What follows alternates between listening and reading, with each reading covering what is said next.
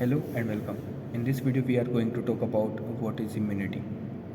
Immunity क्या है? Immunity को अगर हम डिफ़ाइन करें तो कुछ ऐसा डिफ़ाइन करेंगे, आप कॉपी पेन लेके बैठिए और नोट करिए इसको. Immunity is a ability.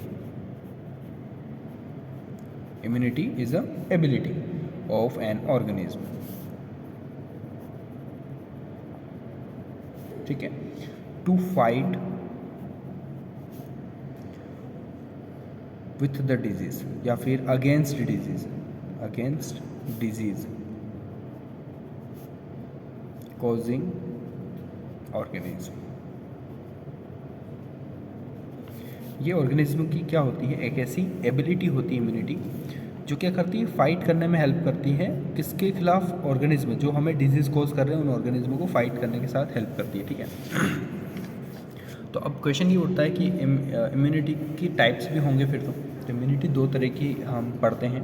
ठीक है, तो इम्यूनिटी के दो तरीके हैं, दो टाइप्स हैं. तो इम्यूनिटी में क्या आएगा?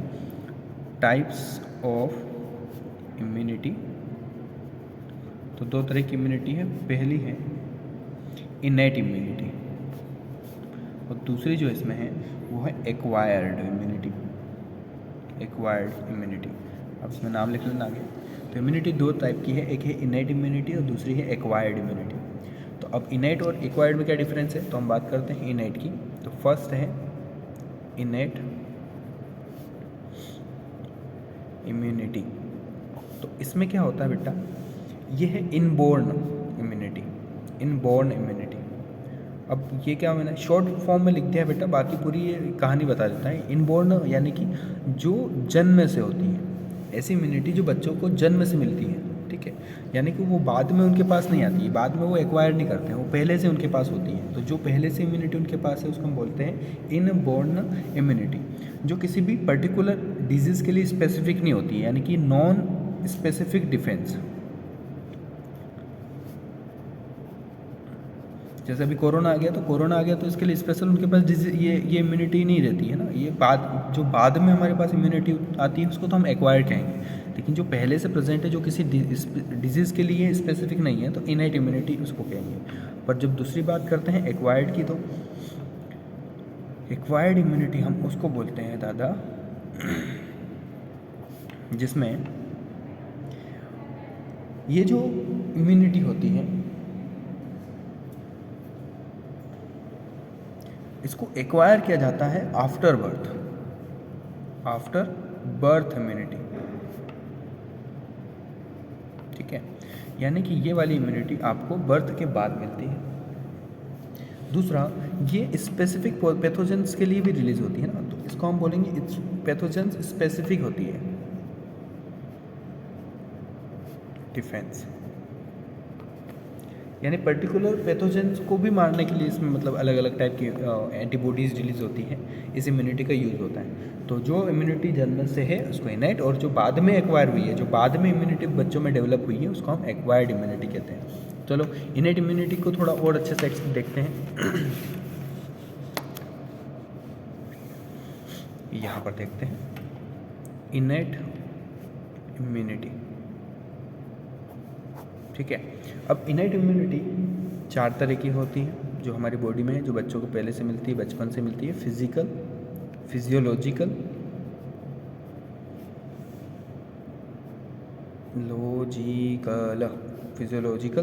तीसरा है cellular.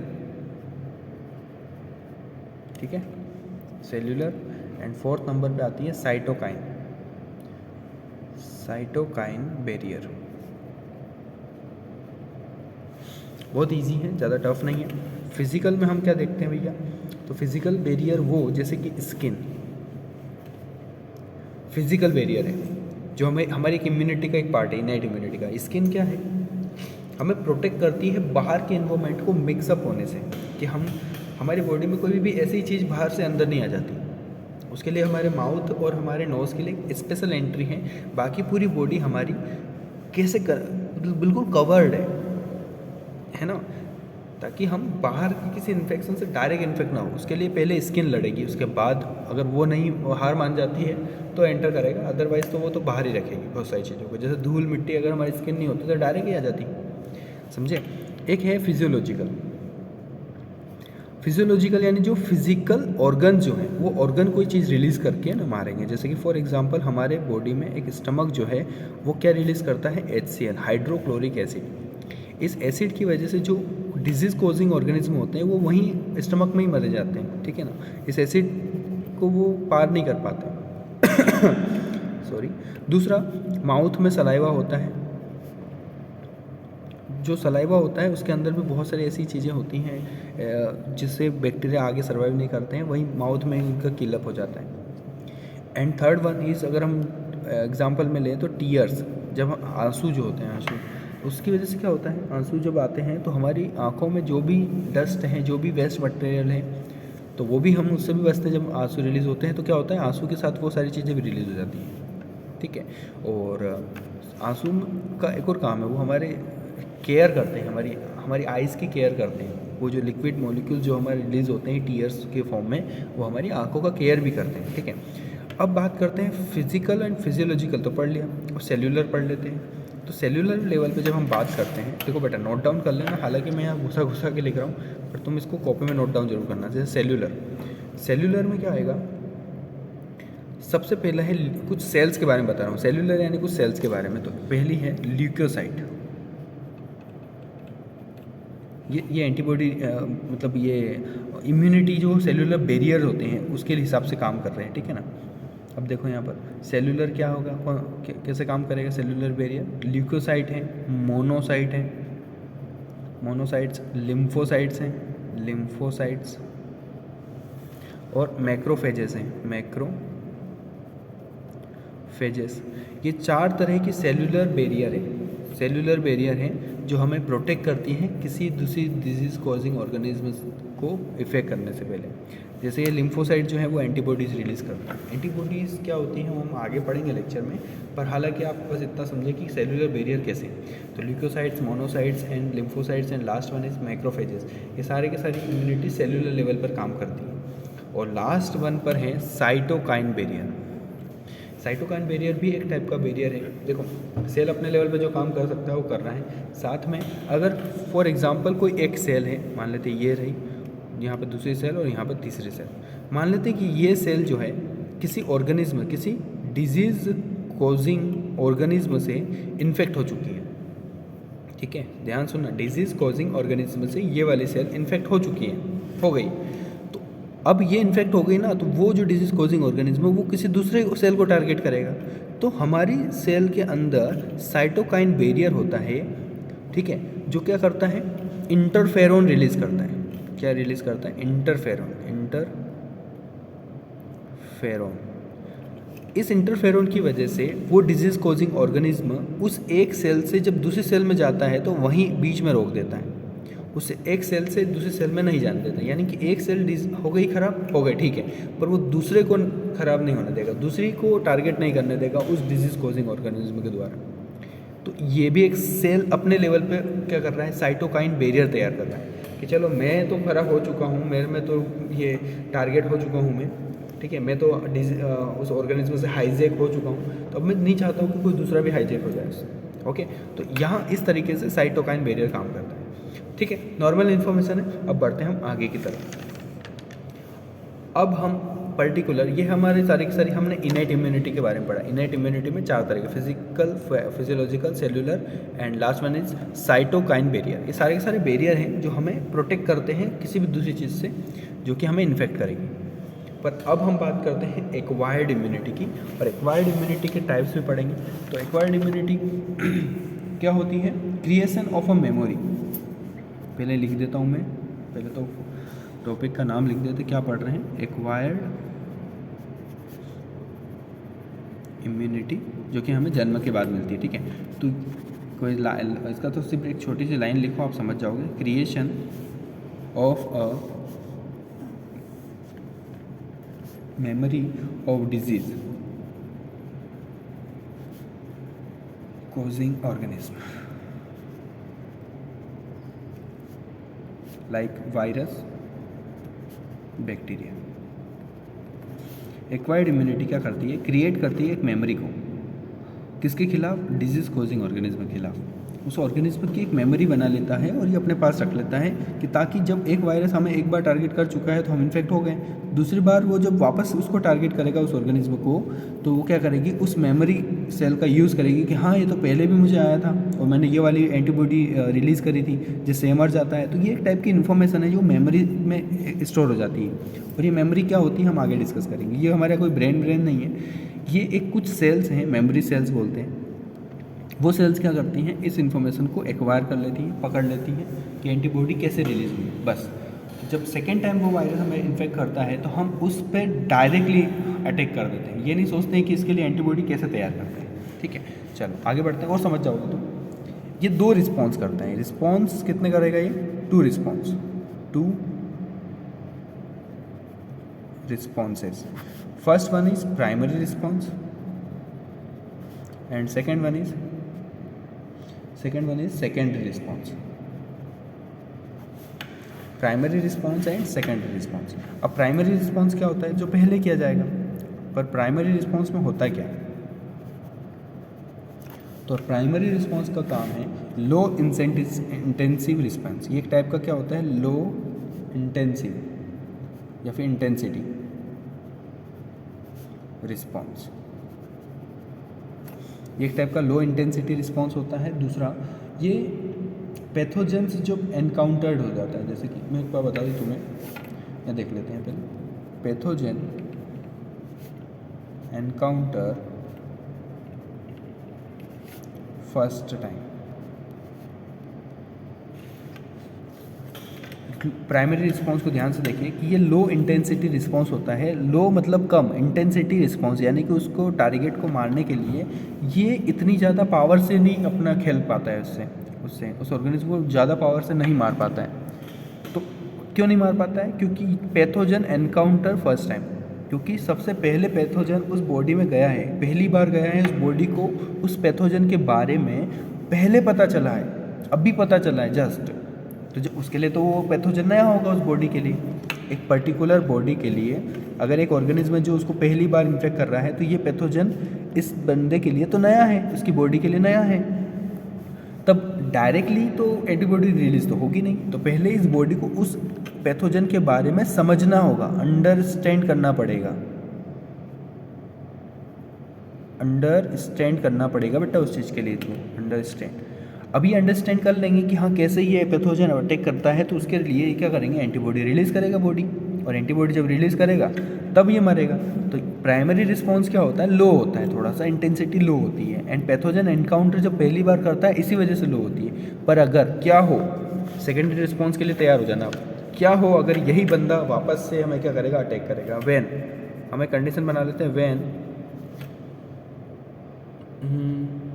Same pathogen, when same pathogen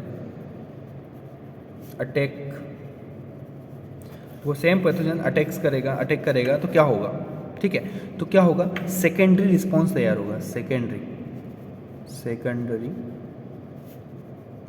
response हो जाएगा। ठीक है, उस पहले पैथोजन ने जब हमें इन्फेक्ट किया था, इस बंदे को इन्फेक्ट किया था, तो प्राइमरी रिस्पॉन्स हुआ जो कि लो इंटेंसिटी हुआ। पर हमारी बॉडी में उस पैथोजन की एक इमेज क्लिक हो गई, उसके बारे में कुछ इन्फॉर्मेशन आ गई कि यार ये घनशंकर मेरी बॉडी में पहले भी आया था। तो सेकेंडरी रिस्पॉन्स में क्या होता है, ये एक टाइप का हाई इंटेंसिटी रिस्पॉन्स होता है, हाई इंटेंसिटी रिस्पॉन्स। और इस हाई इंटेंसिटी रिस्पॉन्स की वजह से पैथोजन को बहुत जल्दी ही ख़त्म कर दिया जाता है। इसकी कंडीशन क्या है? Same pathogen encountered second time. ठीक है, and memory of first encounter is stored, memory of first encounter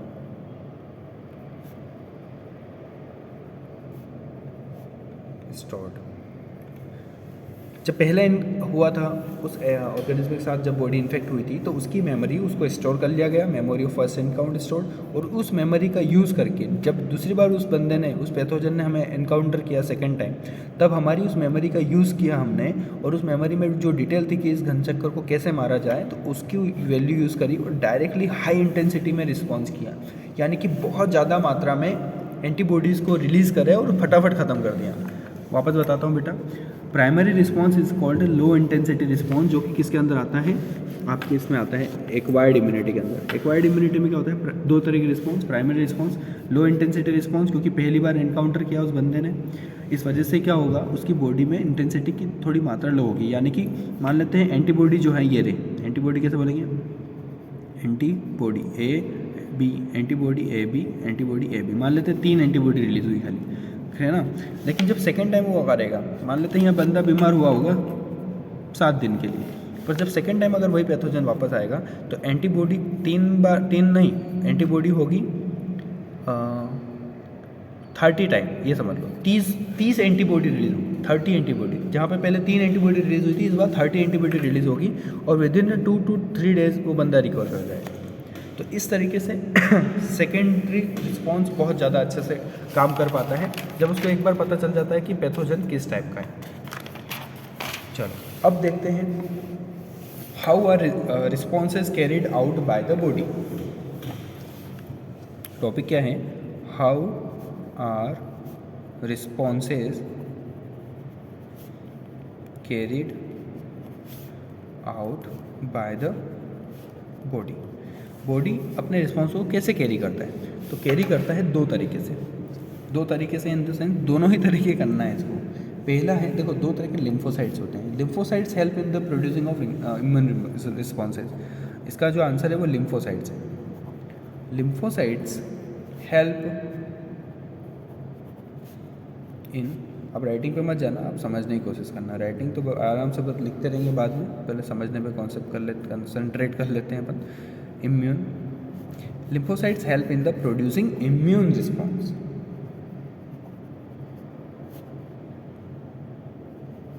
Immune response in the body.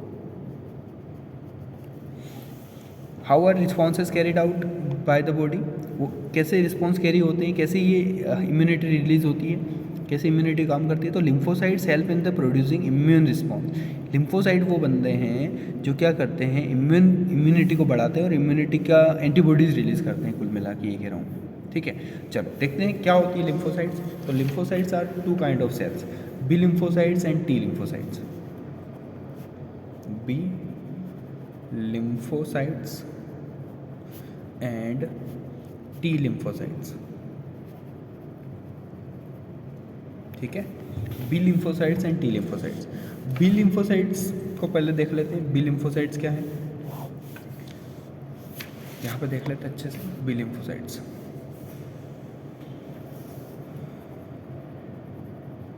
Produces in bone marrow, ये प्रोड्यूस होती है बोन मैरो के अंदर। बोन मैरो जानते हो ना, बोन्स में होता है एक टाइप का मैट्रिक्स होता है, उसके अंदर से प्रोड्यूस होता है। एंड दूसरा, प्रोड्यूस एंटीबॉडी,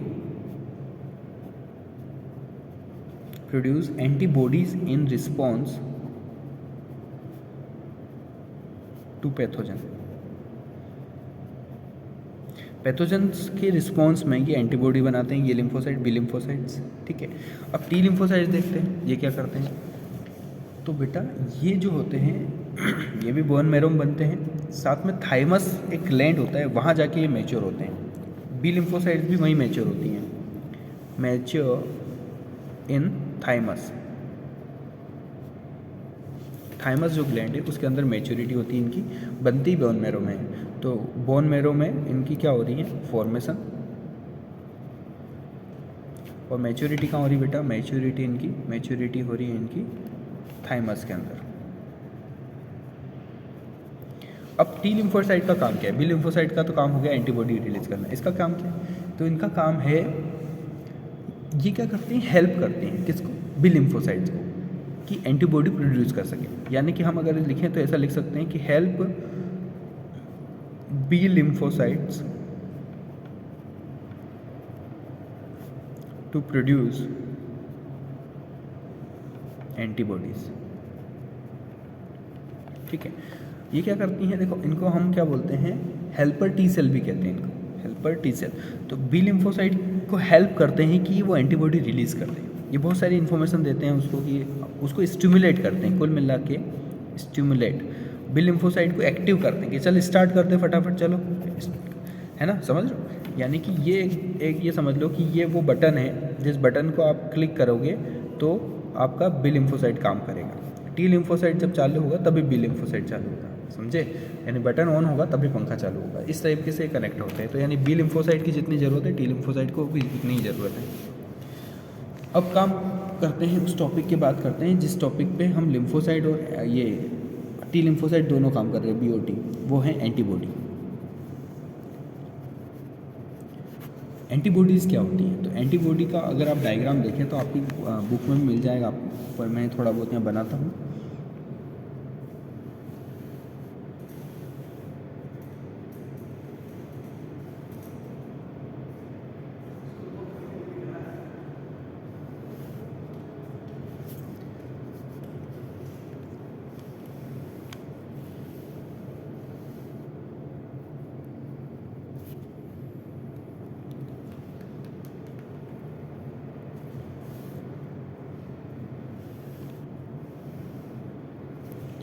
तो इस तरीके से ये बन रही है एंटीबॉडीज़। एंटीबॉडीज़ तो ये है एंटीबॉडी, ठीक है, एंटीबॉडी कर देते हैं एंटीबॉडी। तो ये स्ट्रक्चर तो कैसा बनाते हैं आप समझ लो। इसमें चेन होती है, कितनी चेन होती है इसमें, 4 चेन होती है, 1 2 3 एंड 4। तो ये हैं 4 चेन, 1 2 3 एंड 4। ये जो 4 चेन है इन चेन्स को बोलते हैं पेप्टाइड चेन। ये होती है पेप्टाइड चेन, पेप्टाइड चेन।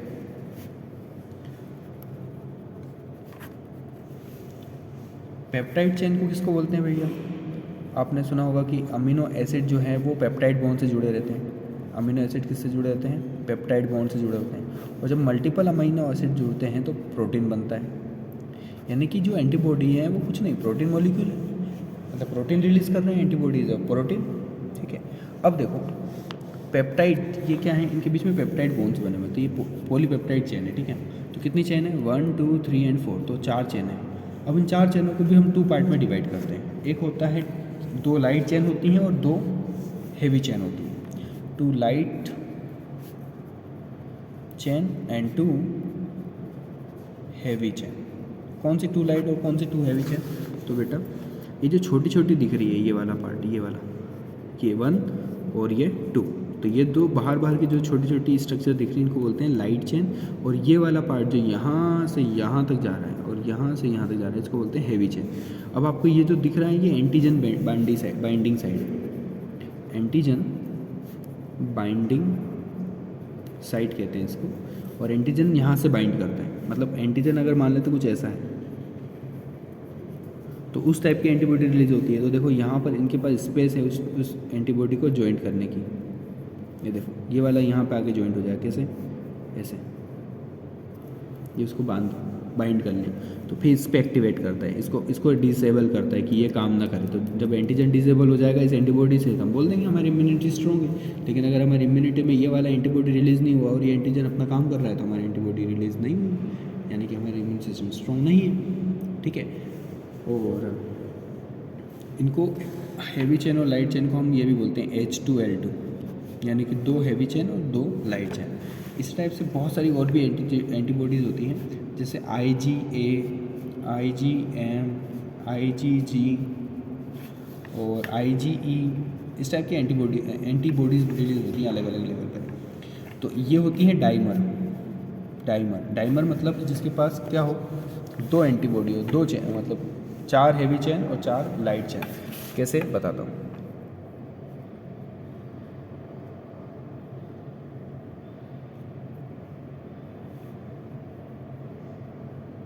अभी आपको समझ में नहीं आ रहा होगा तो मैं बता दूं कि ये एक एंटीबॉडी है। जो वाई दिख रहा है, वाई ये दिख रहा है, वाई ये पूरा वाई दिख रहा है, तो एक वाई यहाँ आ गया और एक वाई यहाँ आ गया, तो इसको बोलेंगे डाइमर।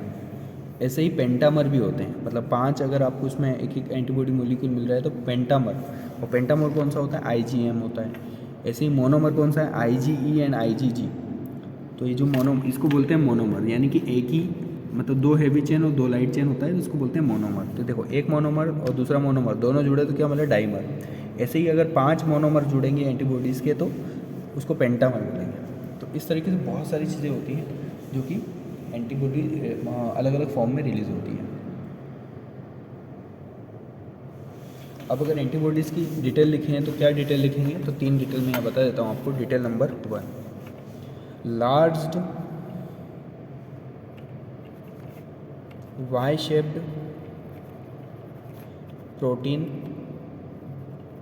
स्ट्रक्चर, जैसा कि मैंने आपको पहले ही बताया।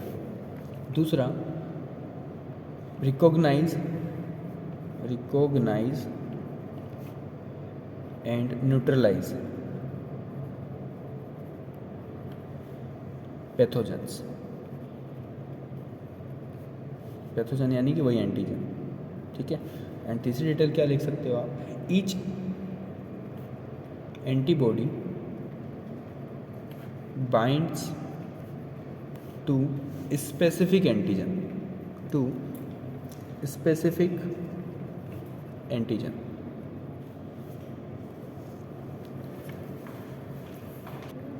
जैसा कि अपन ने देखा है कि यहाँ पर वाई शेप्ड प्रोटीन स्ट्रक्चर है, तो ये मैंने भी आपको डायग्राम बताया है। तो इसमें 4 आपको चेन्स दिख रही हैं, 2 लाइट चेन 2 हेवी चेन। तो ये बिल्कुल वाई शेप्ड स्ट्रक्चर है जिसको हम एंटीबॉडीज़ कह रहे हैं।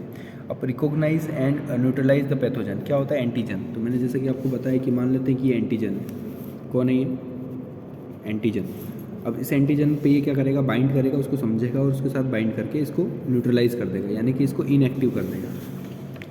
Each antibody bind to specific antigen, यानी कि हर एक स्पेसिफिक एंटीजन के लिए अलग अलग टाइप की एंटीबॉडीज रिलीज होती है। अगर ये इस टाइप का एंटीजन है तो इस टाइप की एंटीबॉडी रिलीज होगी। अगर इस टाइप का कोई दूसरा एंटीजन होगा जिसका शेप अलग टाइप का है तो आप ये समझ लो कि उस टाइप की ही एंटीबॉडी रिलीज होगी ताकि वो न्यूट्रलाइज हो सके।